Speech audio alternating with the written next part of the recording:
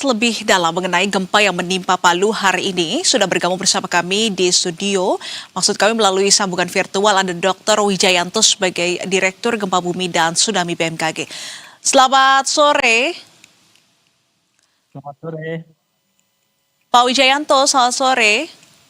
Selamat sore. Baik, Pak Wijayanto, mungkin bisa dijelaskan lebih detail mengenai hasil analisis BMKG terkait dengan gempa di Palu ini. Ada berapa banyak daerah di sekitar Palu yang juga ikut merasakan efek gempa berkekuatan magnitudo 6,7 ini?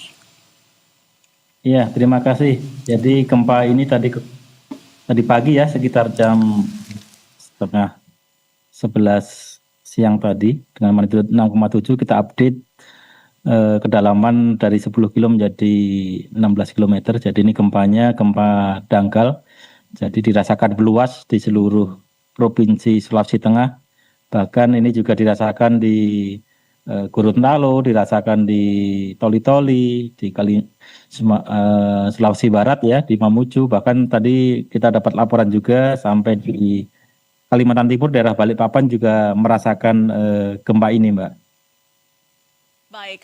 Iya, dan ada informasi bahwasannya tidak berpotensi tsunami. Namun apakah BMKG sudah mengidentifikasi sesar aktif mana yang menjadi pemicu utamanya?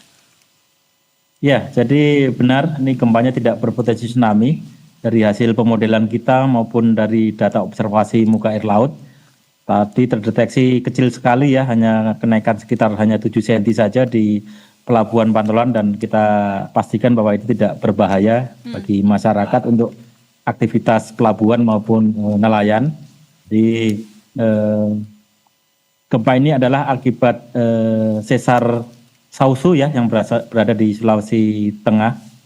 Itu berbeda dengan sesar Palu Koro kemarin. Jadi ini memang tergolong gempa dangkal. Di karakteristiknya kalau gempa-gempa dangkal ini pasti efeknya akan dirasakan kuat, dan juga kemungkinan akan terjadi kerusakan-kerusakan gitu, Mbak.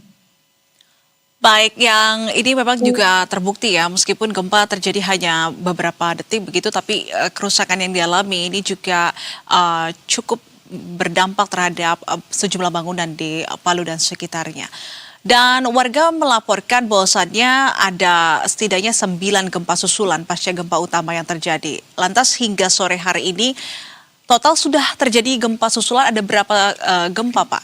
Dan menurut analisa BMKG, seberapa besar juga potensi terjadinya gempa susulan dalam beberapa hari ke depan? Ya, jadi sampai siang ini ya, kita monitor sampai jam 2 siang ini, itu sudah terjadi sekitar 71 gempa susulan dari magnitudo 1, magnitudo 2, bahkan ini yang terbesar tadi ada magnitudo 5,3 sampai jam 2 siang tadi. Kita terus memonitor aktivitas gempa susulan ini. Jadi ini masih akan terus berlangsung gempa susulannya. Kita harapkan gempa susulannya tidak akan lagi ada gempa yang lebih besar daripada gempa utama tadi yang 6,7. Jadi secara teoritis bahwa nanti gempa susulan ini melambat laun akan menurun frekuensinya ya, di jumlah gempanya akan semakin menurun dari makin hari-hari ke depan, dan tentunya nanti dengan kekuatan yang semakin kecil. Baik, Pak Vijay, mengingat Palu ini memiliki riwayat dan historis terhadap gempa besar. Lantas himbauan konkret dari BMKG untuk masyarakat seperti apa? Terutama ini dalam hal mitigasi bencana. Dan sebelumnya juga dihimbau agar warga berkumpul di satu titik. Apakah saat ini sudah diperkenankan untuk kembali ke rumah masing-masing atau seperti apa? Ya, jadi tentunya wilayah Sulawesi Tengah ini ya, kan daerah yang rawan sekali terhadap gempa bumi. Jadi hampir tiap saat kejadian gempa bumi itu bisa terjadi. Tentunya kita berharap masyarakat tetap tenang gitu ya, tidak terpengaruh dengan isu-isu yang berkembang di masyarakat yang tidak bisa dipertanggungjawabkan. Dan tentunya karena ini wilayah gempa, jadi masyarakat harus tahu bagaimana cara melakukan penyelamatan diri. Jadi nanti kalau ada gempa besar, itu harus berlindung di mana, berlindung di bangunan yang kuat gitu ya. Jadi itu yang pertama. Terus yang kedua tentunya ini gempa sudah terjadi, diharapkan masyarakat tetap tenang, waspada, menghindari bangunan yang retak-retak atau rusak gitu ya. Jadi kalau ada bangunan yang retak atau rusak diharapkan masih di luar dulu, karena ini gempa susulan masih terus terjadi.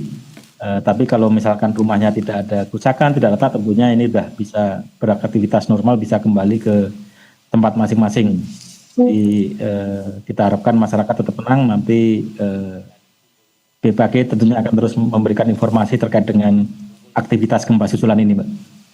Baik, terima kasih atas informasinya Dr. Wijayanto, Direktur Gempa Bumi dan Tsunami BMKG. Selamat kembali beraktivitas, Pak Vijay. Salam sehat, selamat sore, terima kasih.